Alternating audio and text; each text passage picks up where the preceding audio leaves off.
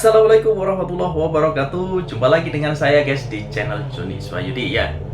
Jadi masih membahas topik tentang PDIP guys. Jadi anggota dewan nih ya. PD ini mau sok-sokan tentang menjadi pahlawan terkait kenaikan pajak 12% dari yang diumumkan oleh Bapak Prabowo guys. Siapa dia? Nah, anggota DPR RI ya dari fraksi PDIP, Rieke Diah Pitaloka dilaporkan ke Mahkamah Kehormatan Dewan atau MKD akibat dugaan pelanggaran kode etik ya. Kode etik nih, dia melanggar kode etik loh ya.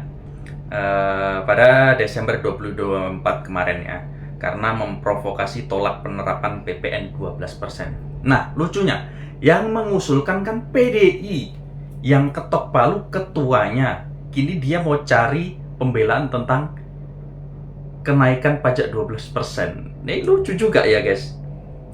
Ya, laporan ada benar, surat saya tanda tangan kok nggak mungkin dari surat kalau nggak ada laporan. Nah, dari ketuanya ya, ketua MKD Nazarudin. Jadi PD ini mau mencari pembelaan diri guys terkait kenaikan pajak 12%. Ini kan awalnya yang mengusulkan PDI, ya kan? Dan disetujui ketua umumnya Bu Mega. Sekarang sudah diketok, dia nggak mau berkuasa, dia membela, menolak kenaikan pajak 12%. Kan gemblung. Oke, nggak usah lama-lama, langsung saja kita simak penjelasan dari Opung Parbelak ya. Seru sekali nih pembahasannya guys. Kalau Opung ngomong tuh enak sekali, renyah sekali ya. Karena memang ketawa ciri khasnya lah, segala macam yang bikin enak didengar gitu ya. Langsung saja kita simak berikut ini. Mau bahas apa lagi kita? Mau bahas PPN 12%?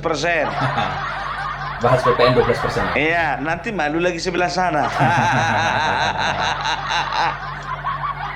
Coba bayangkan, abang nggak malu? Yang mengusulkan partai dia, yang ngetok palu ketuanya dari partai dia. Nah sekarang yang demo-demo dari partai dia, mengusulkan penolakan juga dari partai dia. Nggak on namanya itu. Yang ngusulkan partainya PDI. Udah yang kayak gitu bikin video umumnya lagi di apa namanya, yang di YouTube dan di TikTok. Kader-kadernya. Itu si Oneng Bajai Bajuri. Lucu, mari kita tolak kenaikan PPN 12%. Sister. Itu yang kemarin ketok palu itu sistermu juga kan? Ketuanya itu dari mana? Dari partaimu juga kan, sister? Panitia kerjanya pun panjanya juga dari partai orang ini. Nggak percaya kalian simak dulu apa kata si Deddy Sitorus. PPN 12% itu diputuskan melalui undang-undang. Undang-undang itu diusulkan oleh pemerintahan Presiden Jokowi. Pada saat yang sama PDI Perjuangan ada di komisi itu, dan komisi itu menunjukkan PDI Perjuangan menjadi ketua panja kalau saya tidak salah. Udah dengar saya bilang Deddy Sitorus. Waktu masih kawan orang ini sama Jokowi, semuanya dikatakan yang mengusulkan adalah pemerintah, yaitu Bapak Jokowi ya, dan sudah disahkan sebagai undang-undang ya, dan kebetulan juga panitia kerjanya dari PDIP.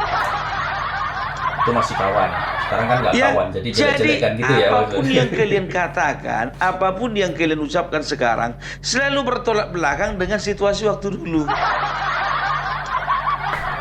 Ya, jadi kenaikan PPN 12% ya, itu sama sebetulnya kenaikan PPN dari 10% ke 11%. Waktu kapan? Waktu zaman Bapak Jokowi. Nah, kenaikan PPN dari 11 sampai 12% itu ketok palunya juga waktu zaman Bapak Jokowi. Kenapa kalian protesnya waktu zaman Bapak Prabowo? Kalian itu anggota dewan atau apa sih? Sudah jelas-jelas yang namanya RAPBN ketika ketok palu sudah menjadi APBN itu tidak bisa lagi diganggu-gugat oleh presiden setelahnya. Karena sudah sekali, menjadi undang-undang. kan sudah menjadi undang-undang. Kalau Mau nggak mau RAPBN siapapun masih bisa presiden dirubah. berikutnya tetap akan melakukan Tapi kalau sudah apa ketok palu namanya jadi kenaikan APBN, 12%. nggak bisa Mau Ganjar presidennya tetap naik 12%. Mau juga Anies Baswedan walaupun dalam mimpi presidennya juga tetap naik 12%. Mimpi jadi presiden Anies Baswedan ya. Jadi nggak ada lagi mau dibahas. Karena apa? Disetujui oleh presiden dan diketok palu oleh ketua DPR. Nah, ketua DPR-nya dari partai kalian, presidennya Puan juga waktu itu dari Maharani, partai ketua kalian. DPR-nya, anaknya ketua umumnya. Kalian berkuasa di legislatif, kalian juga berkuasa di eksekutif. Kok baru sekarang kalian tolak? Bisa rupanya yang sudah diundang-undangkan ditolak? Bisa. Kenapa nggak bisa? Tapi kan sekarang ini kan itu kan sudah melalui proses panjang ya diskusi antara presiden dan juga apa namanya DPR. Ya udah, sudah ketok palu mau apa lagi? Kayak gue bilang tadi, walaupun nanti presidennya dari kalian, contohnya Ganjar, ya jauh-jauh lah itu ya kan. Contohnya Ganjar kemarin itu, ya menjadi presiden. 16% Tetap juga jadi naikkan jadi 12%. Iya kan? Dan sekarang orang ini berusaha memframing, ya, berusaha melakukan penyesatan informasi. Ini ya kerja orang ini. Jadi mereka katakan begini, kalian harus sadar bahwasanya kenaikan dari 11% menjadi 12% itu bukan 1% kenaikannya, tapi sebetulnya adalah 9%. Bu, aku juga pernah belajar matematika. Bukan cuma ibu yang belajar matematika. Kami pun juga belajar persentase. Anakku biar tahu kalian kelas 3 sekarang udah belajar persentase. Jadi begini, orang ini mengatakan coba bayangkan kalian ya, kenaikan dari 11% menjadi 12%. Naiknya itu 1%, bukan. Tapi coba perhatikan kalian. 11% dibagi 10 itu 1,1. Jadi kalau 11 tambah 1,1 dijumlahkan itu menjadi 12,1%. Kenaikannya 10%. Nah, berhubung naiknya dari 11 menjadi 12, dibulatkanlah dia menjadi 9%. Itu persentase dari persen yang sudah ada. Orang kalau ngambil persentase dari harga barang, kenaikannya bukan dari persentase yang sudah ada. Harga barangmu 1 juta, PPN 11% kemarin, berarti kau harus bayar 1.110.000. Kan begitu. Nah, sekarang ya kalau naik 12% PPN ya, itu berarti harga barang 1 juta yang harus kau bayar itu adalah 1.120.000. Nggak usah kalian putar-putar balik lah. Nggak bodoh-bodoh kali kami orang Indonesia ini. Kalian belok-belokkan kalimat tidak. Oneng. 11%-nya ada 110.000 gitu ya. Bikin video pula nggak malu dia itu. Sedangkan Ibu Menteri Keuangan Sri Mulyani ya itu sudah mengatakan bahwasanya yang dinaikkan pun juga itu bukan 12%, itu bukan untuk semua barang dan jasa, tapi untuk barang dan jasa yang tergolong mewah. Sedangkan seluruh barang jasa yang lain yang selama ini 11% tetap 11%, tidak ada atau tidak terkena kenaikan 12%. Jadi yang 12% apa?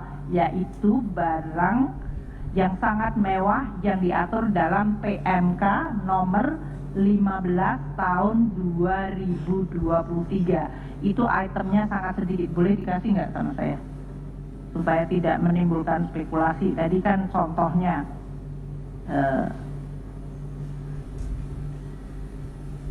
yaitu tadi private jet, kemudian yacht atau kapal persiar, ada di dalam grup ya. Oke, di PMK ini saya sampaikan ya, barang yang terkena PPN 12% adalah lampiran ini. 1. Kelompok hunian mewah seperti rumah mewah, apartemen, kondominium, townhouse, dan berbagai jenis yang seperti itu dengan harga jual 30 miliar atau lebih.